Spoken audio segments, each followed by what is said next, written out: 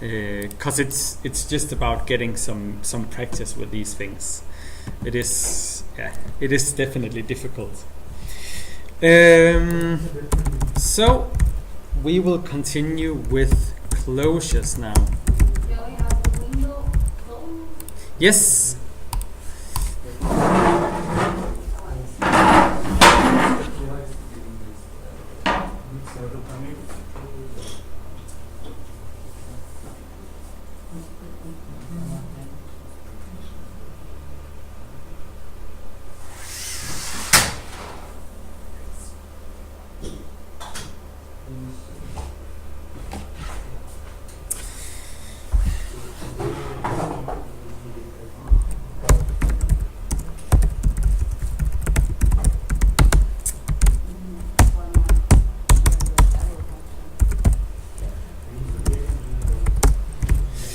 Okay, let's talk about closures. I'm going to make an example of closure, and then I'll afterwards explain what exactly closure is and what it means. So here we have a function called adder factory. In this function we can return number. So let's call this x and n.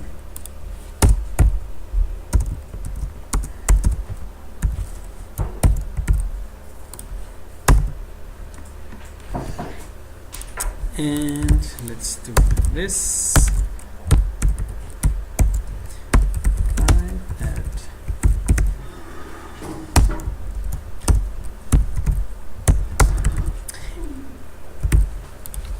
And let's do at 5, 2, 3. And let's see if I wrote this correctly. And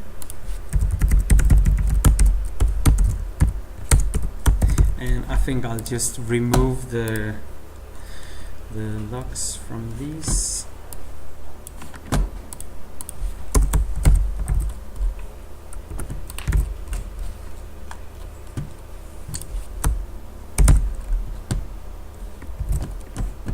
Yep.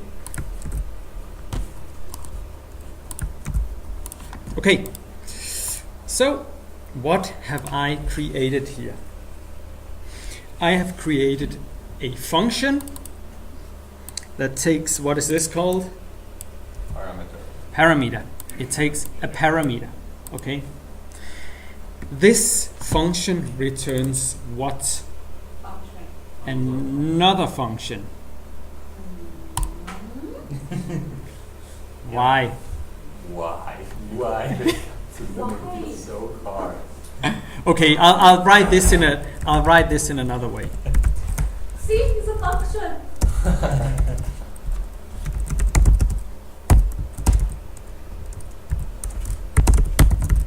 Okay. You know this, right? Okay. So no, I'm serious. Let's change this to an arrow function now. You get this right? Yeah. We have a function. It has a parameter called x. Then it returns not a string or an array or an object. No, it returns another function. Okay. And do that in JavaScript. But that's JavaScript. You know, we can give a function to another function, like we've done with map, filter, then, catch, reject. All that we've done it tons of times. A function is just a variable in JavaScript. It doesn't. Yeah, functions are first-class citizens in JavaScript, so you can Function do. is also objects. That's not very common in other programming languages. No, it's Not not. the bad ones. In good ones, you have this. And that's why we can make this functional programming, Okay. where we can chain different functions. So, yeah. 'Cause I think you've seen that where we do like map, you know, or filter, get newest posts, you know, and it's a function that is called get newest posts. So we can composite our JavaScript by using small functions and chain them together, and then we have some really kind of powerful functionality. Okay, that's the cool thing about JavaScript, that it's functional programming. Okay, so we create a function. When we call this function, what do we get if we call it? And we, like we did here, we called our function and we assigned it to a variable called add5, and then we log this out. What is add5? What type is it? It's a function. Yes, exactly. Okay, but you guys know about arrow functions, so I think you should help me rewriting this to an arrow function. Okay, instead. So what should I do? Delete the function. Yes. Delete the parentheses. Yes. Why can we do that? Because there's only a single parameter. Exactly. And Add space. Arrow. exactly. And remove Remove the Curly braces and the return. Why can we do that? because we have We only only one. one send expression. Exactly. And we don't need to return. No return because it's by default. Implicit. Exactly. We don't need to return because arrow functions does that per default when we write it this way. Okay? So now you see that it's a function. Okay? Cool. So when we log this out, okay, we get a function called add5. So what does add5 do? We can give it an argument, okay, free. So that means when we run this function, n here 3. is going to be equal to 3, okay, and 5 is going to be equal to x, right? So 5 is substituted for x, and 3 is substituted for n. That's just how it works with functions. We've done that a lot of times. So, but what is funny about this is that when we log it out, we get 8, which kind of makes sense, right? It's 5, okay?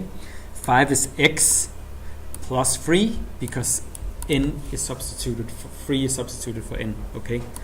But what is strange is that when we call this function add a factory 5, this function here is done. It's completely finished, right? But still, even though this function is actually kind of closed, we have called it. When we say add 5, we still have the reference to x. Isn't that a bit weird? Because add a factory is done. That means this x, it's away. We kind of haven't gotten access to it. And there's lots of programming where you don't have access to this x, right? Because the function is closed. It has been called, okay? But in JavaScript, we still have access to x, okay? This function has access to the scope of its parent function, okay? It's like it remembers its parent function scope. And that remembering part is closures. So the reason we can do this, the reason that we have access to x when we call it down here, that is thanks to closures. Okay? If we didn't have closures, we wouldn't be able to have access to that x. Okay? Cool. Let's do another example. Create counter. It creates parameter initial value, and then we say counter equals initial value, and then we return an object, not a function but an object. Okay, this object has 2 functions.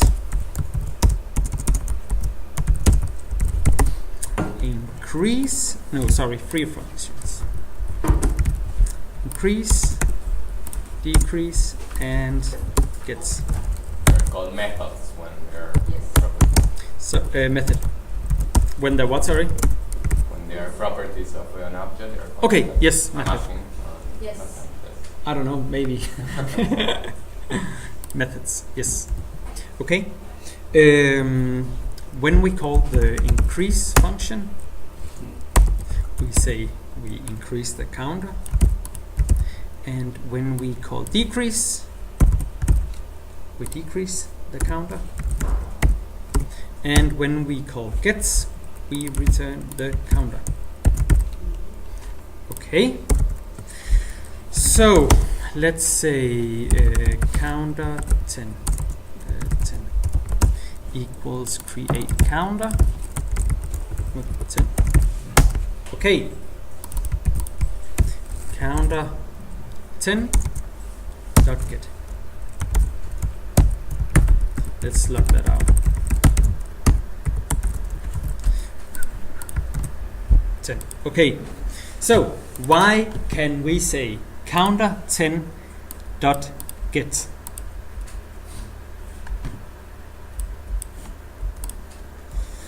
When we call the function create counter, what do we return from that function? An object. Okay? And you guys know that when we have an object and we want to get the value of one of the keys, how do we do that? Exactly. We can do it in two different ways. We can do it with dot and then the name of the key. And what is the other way we can access a key? Exactly. We can do the brackets. So we can do like this and say get. Okay. So this is just like a normal, this is just an object. So we call a function and the return value of that function is... Yes, exactly. Or if some of the keys have spaces in them or something like that, then we have to use brackets. Okay? So this is just a normal object. Nothing fancy, nothing weird, just a completely normal object. Cool. So when we call dot get, where do we go? By the way, have you seen this way of writing keys before? No? Okay. So this is like writing increase function. This is exactly the same. This is a shorthand. Okay, I think it looks quite nice. I kind of like it. So it just assumes that, yeah, this is the key and the function.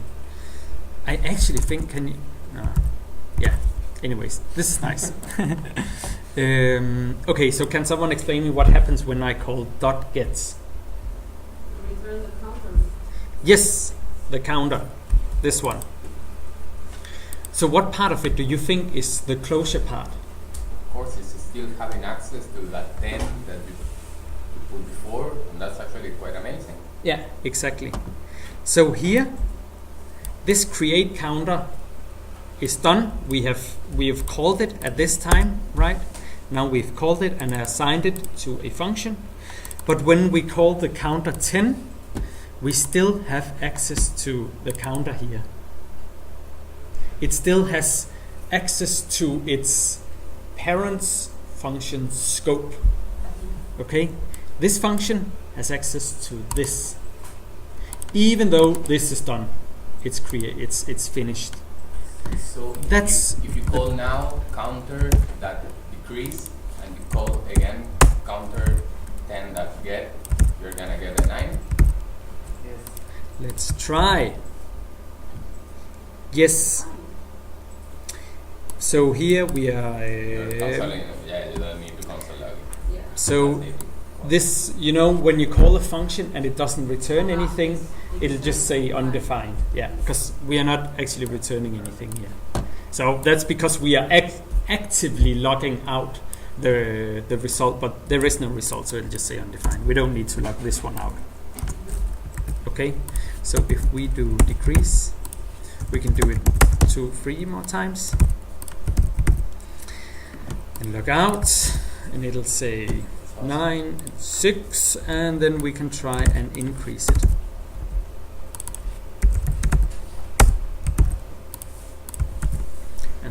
us 7. Okay. So this is some examples of what a closure is. So the closure part is that this function has access to the parent's function scope, even though it is closed, even though the function has been closed. Okay, and that's pretty handy because in JavaScript, we have this thing where we have functions. And we send functions around. We say, hey, take a function. Hey, a function here, a function in an array, a function in an object. We pass it around like they were just variables. And because of that, it's really nice that functions remember kind of where they were called from. Otherwise, we would need to, when we create functions, we would all the time need to be very specific about what this function should remember from the parent's function, because we need to make sure that it remembers everything. Now we actually don't need to remember that because of closures in JavaScript. We just create a function, and that function has access to its parent's function scope. Yes? So every function can store some value as closure, and who's going to clean that up? I mean, if it's this a bunch of data.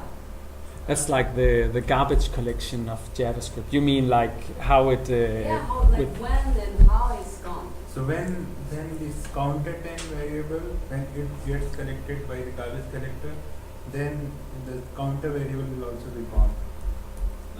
This cannot be by the JavaScript engine. But when? The browser, when it stops using it. When the counter10 variable goes out of scope, when the engine knows that you are not going to use it anymore, and how does it know I'm not going to use it anymore? Clever programming. It looks at the code and it knows that what is going to happen. Okay, so it looks over the whole code first. So when you run a JavaScript file, it will just first pass the file and then look at what all does this file have, and then it will do the next pass through, and then it will run the code. So first time it will just look at it and do some calculations that this is the code, this is how it's going to work. So you have put a for loop. So here I need to do some for loop. So okay, I understand that when in the beginning of the runtime, just look through the code and then decide when is time to. So if you get a syntax error in the JavaScript, it's on. Then it looks for the first time. If it finds invalid code, it will throw syntax error. But if the syntax is fine, then it will start running your code. And then if you get any other error, then it would be runtime error. So first time it will do. So the JavaScript engine is very smart, and people who work on the compilers, they decide how the garbage collector is going to. So if garbage collector is not very efficient, then this page will use a lot of RAM after some time if you are creating a lot of options. But I cannot know. You are relying on Chrome and Firefox. So sometimes you will have one piece of code which runs fine in Chrome, but if you open the same website in Internet Explorer, suddenly it will memory will be 50% full, because their garbage collector is not doing the same magic than other one. Why would you open it on Internet Explorer? Because you have some customers and they have IT department. You don't deserve to. Nah. So there is one, in this one, the counter variable is private variable, so you are not able to change it directly. You can change it only using increase and decrease. So before we had classes in JavaScript, you could use closures to have private variables.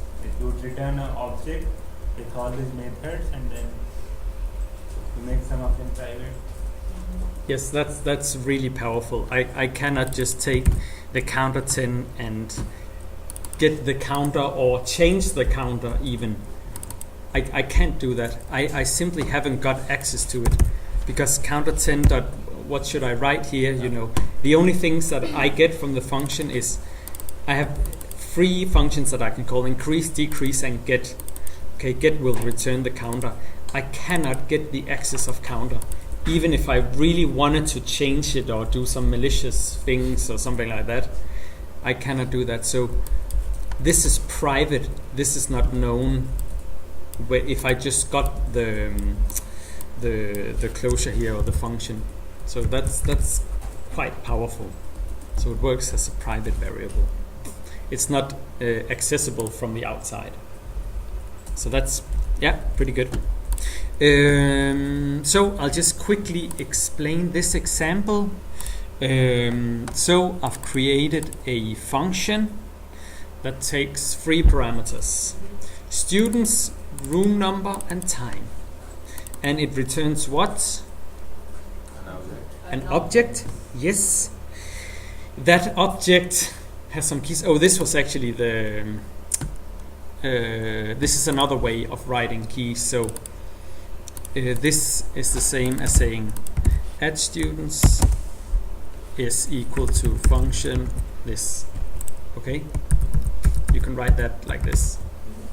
Another shorthand. So it has some different functions. Add student. So again, here, this function, when we call add student, this function has access to students. That's the closure part. Okay. Because if we create a new class, right, with some new students, a room number and a time, now this function is done, right? It has been called, but we can still add students. This function still has access to students. That's the closure part. Okay, so this function has some this object has some different functions. Add student, remove all student, get students, get number of students, get time, all these different things. Okay, so I want you to go to the exercise part, and I have copied this function here, and I want you to fill in the blank functions. So you should add the remove students function. Okay, and you can see here is an example of how we call it. So we create a class with an array of names. Okay, then it has a room number, just takes a string, and the time is also just a string. Okay, so the get time will just simply return this time. Okay, again, closures here. Get number of students, it will return the students array dot length. That should give us the number of students. And then we can say add student viewer and now if we say get students, let's log this out, get students, then we should get Ahmed, Jenny, Børge, and Biwa. Ahmed, Jenny, Børge, and Biwa. Okay, so I want you to write the last functions. Yes? So like, I mean the goal of this closure is that basically you can achieve with class. Why do we need closure? With what, sorry? Class. We can like group all the methods into one class. Closures came first, class came last year. So that means like we can just like if we can use class, then we don't need to use. It's not that simple. Like there are some. You don't need a class every time. So like for example, in case of adder, we were returning a function and we were not returning an object. You need closures for things like that, where you just want to return another function. Like if you want to create a factory, then you need closure. Yes. Function. No, closure is not a function. Closure is. Classes. Oh, sorry. Functions. Yeah, so classes are functions in JavaScript, and the class keyword, a new thing in ES6, it's just it's called syntactic sugar. Basically, it's a better syntax, but in the background it will do same thing. When you transpile it with table, make a class, but when you transpile to JavaScript, when you are JavaScript, you see that it's actually function. Yeah, you can do that. Exercise. Babel decoder.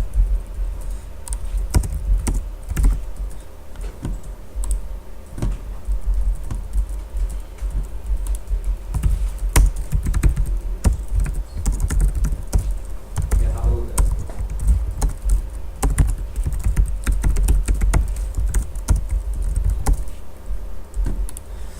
So this is a class test with a constructor.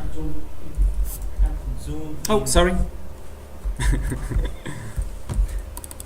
So you see, it's is this a function? Yes. So here it's using a function. It's in one line. How do I do that? Open it in Sublime Text. And then format. No, you can do it. You can do it online. Control Shift H. What, sorry? Control Shift H. Control Shift H. And you have to select the syntax as JavaScript. It's plain text. Right? Control Shift H.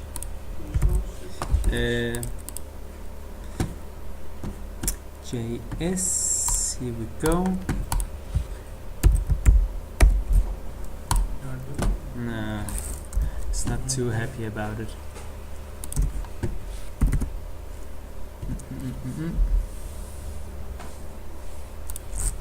So, yeah, this is what it looks like.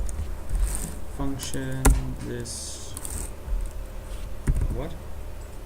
That Yeah, it has done some other things, I guess. But it is a function behind the scenes anyway. Yep.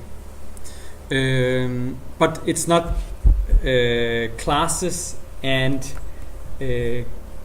composing like an object with different methods.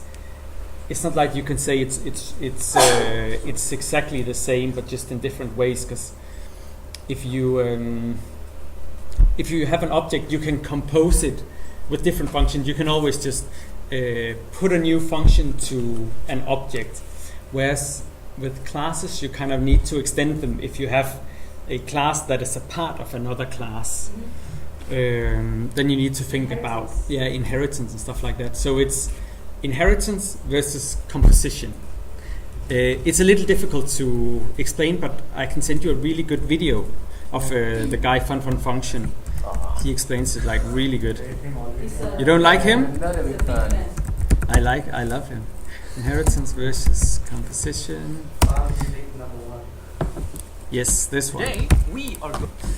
sometimes just- you would color his hair in different colors. And Yeah, I know the guy's cool, but just from the Okay, but exercise now.